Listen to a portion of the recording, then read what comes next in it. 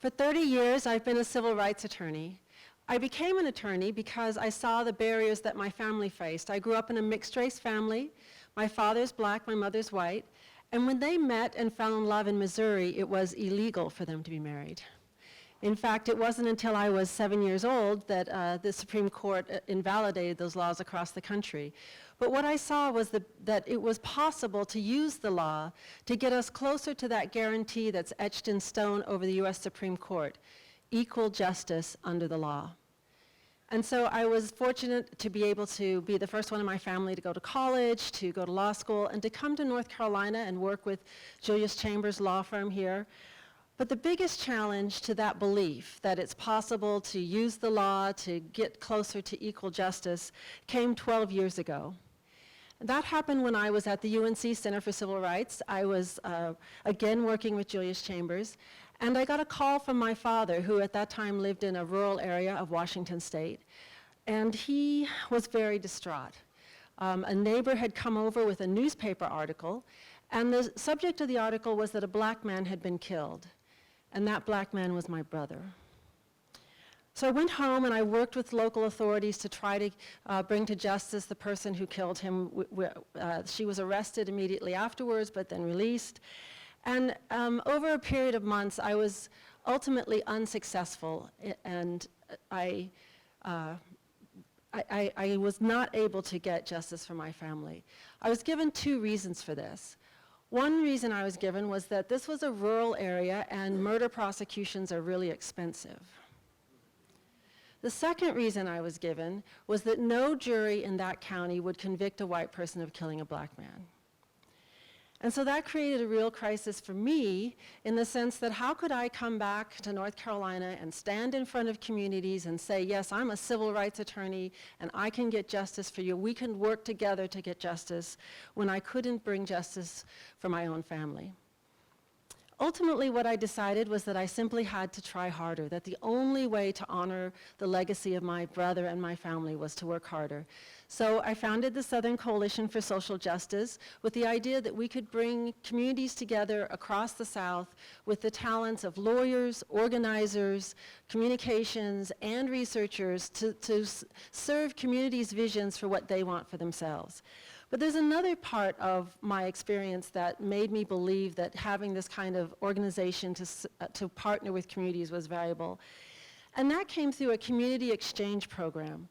I was working with some attorneys from the Lawyers Committee for Civil Rights in San Francisco, California Rural Legal Assistance, and we discovered that we had clients in pretty much the same circumstances. I had clients in rural North Carolina, African American communities that were outside town boundaries in southern Moore County, so this is outside Pinehurst, the golf resort, Southern Pines, and other towns in that area, Aberdeen. So the black community was outside the town boundaries. It meant they didn't get water, sewer, garbage, all the amenities, and so they were essentially paying privately, even though they were right on the edge of the town. In Modesto, California, you had Latino communities. The town boundaries were like Swiss cheese. The holes were all the Latino communities. They didn't have water, sewer, public services, sidewalks. And so we decided, and we didn't have any great idea of how this was going to work out, but we thought we'd bring our clients together.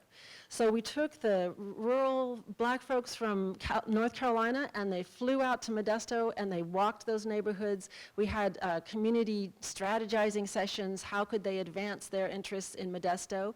And then a few months later, we had Latino folks from Modesto fly to rural southern Moore County. They had meetings there with community members, with local elected officials, really talking about what it meant to them as a community to not have these services, to not be part of the local town. And ultimately, in both areas, they were successful in their quest to get public services. It happened in different ways. In Modesto, it was through a lawsuit. In North Carolina, it was ultimately through convincing local officials. But watching those two communities draw strength from each other, watching them learn about each other, they built friendships that they kept up over time, and how they were able to use that to advocate for each other across that wide geographic separation was really really an eye-opener.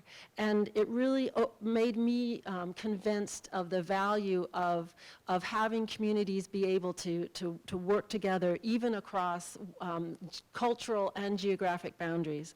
And so that was also an impetus for founding the Southern Coalition for Social Justice.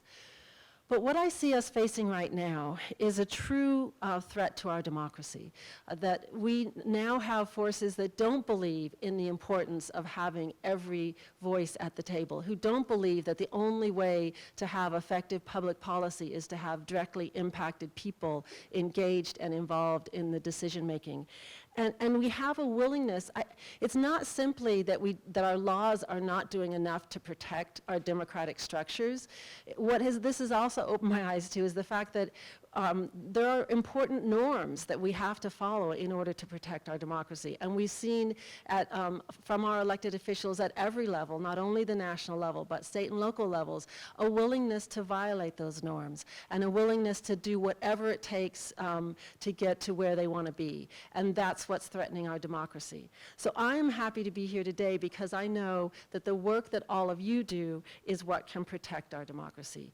You are the ones who can protect us and get us back to where we need to be.